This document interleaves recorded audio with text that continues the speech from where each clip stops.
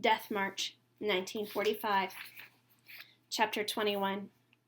One morning after roll call at Auschwitz, we were told we were being moved. All of us. I never counted, but there had to be 5,000 of us at roll call every day, give or take a few hundred. Workers were needed in the Sachsenhausen concentration camp, the officer of the watch told us, and we were being sent to fill their barracks. I could feel the other prisoners tensing around me. If we could have whispered and talked, we would have. Every day, Allied planes flew overhead, and the bombs they dropped got closer. Sometimes at night, we could even hear the sound of guns. Big guns, tank guns, anti-aircraft guns. At the beginning of the war, the Germans had taken the fight to France, to Belgium, to Holland, and to Russia. Now the fight was happening in Germany. So when the Nazis said they were moving us to Sachsenhausen because the camp needed workers, none of us believed them. The Allies were getting closer. They were pushing back. Any day now we might be liberated. That was the talk in the barracks. The Nazis were probably moving us away from the front lines.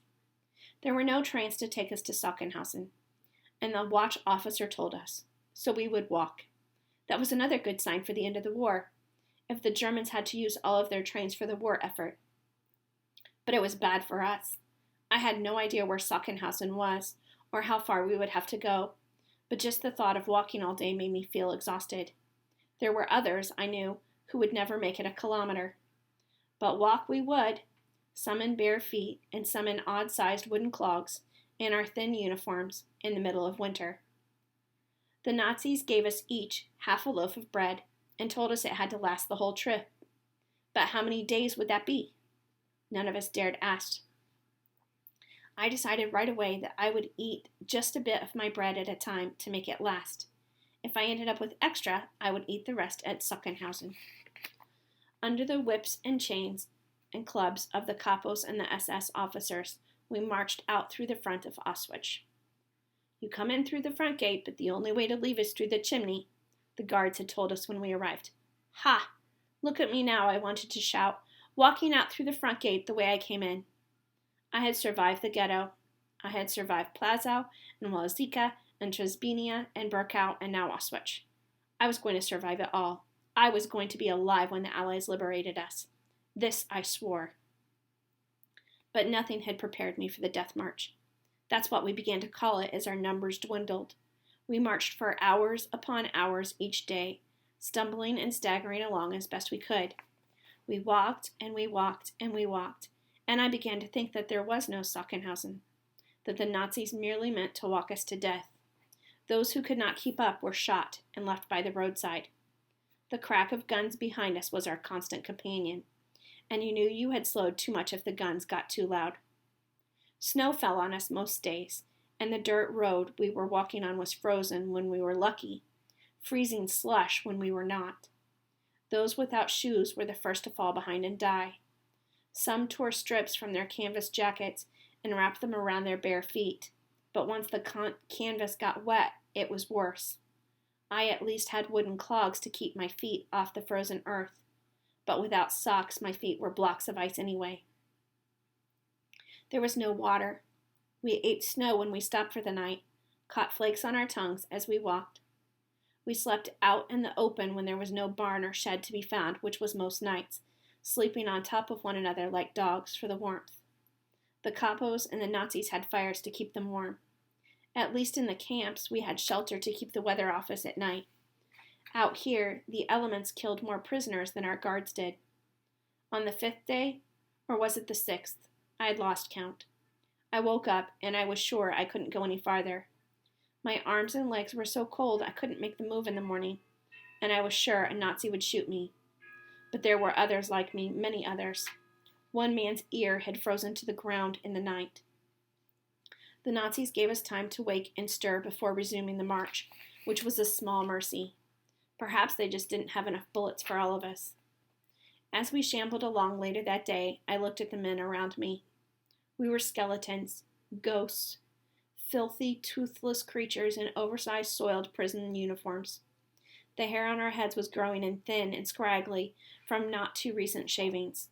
Our fingers were long and bony like vampires from some Hollywood horror movie. The skin on our faces cracked and drawn back like mummies. The older men had the beginnings of beards on their gray skin, and we all walked like zombies, stumbling more than striding, trying always to stay one step ahead of the Nazis and their guns. Not long ago, all of these half-dead creatures around me had been people, I realized. Which of them had been doctors, teachers, musicians, businessmen like my father? Which of the boys had been students like me, playing ball in the streets after school, laughing and calling to their friends? It seemed like a lifetime ago. Years. How many years? Like the days I was beginning to lose count. 5 years? 6 years? Had it been that long? I had been 10 when the war started. That made me 16 years old now. I should almost be done with school and thinking about a career, or maybe even university. Mother and Father had always wanted me to go to university, but there had been plenty of time to think about that once. Years and years to prepare. Years that were gone now, stolen from me by the Nazis. I closed my eyes, half walking and half sleeping, listening always for the crack of guns at my heels to know when to pick up my pace. There was danger of passing out, of being shot while I slept, but I couldn't help it. I had only half my bread left, tucked into the waist of my pants. I had stretched it as far as it would go, and still had no energy left to walk. Something droned in the distance, and our shambling column, so much smaller now than when we had begun, slowed to look up. 3 enormous planes flew by, high in the sky, raining tiny black specks from their bellies. Bombs. They were Allied planes dropping bombs somewhere in the distance. We heard the rumble of explosions and saw smoke rise over a hill on the horizon. I wanted to cheer them on, to raise my fists and cry, "Yes, yes, stick it to the Nazis!" But I knew I had to keep silent. I wasn't sure I had the strength to shout anyway. The capos cracked their whips and we got moving again. But secretly I was still urging the Allies on to victory. One of the prisoners began to sing. He was a Czech. It sounded like Czech from what I'd heard of it in the camps.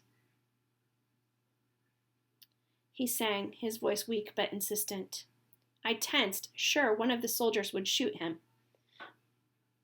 But they let him continue.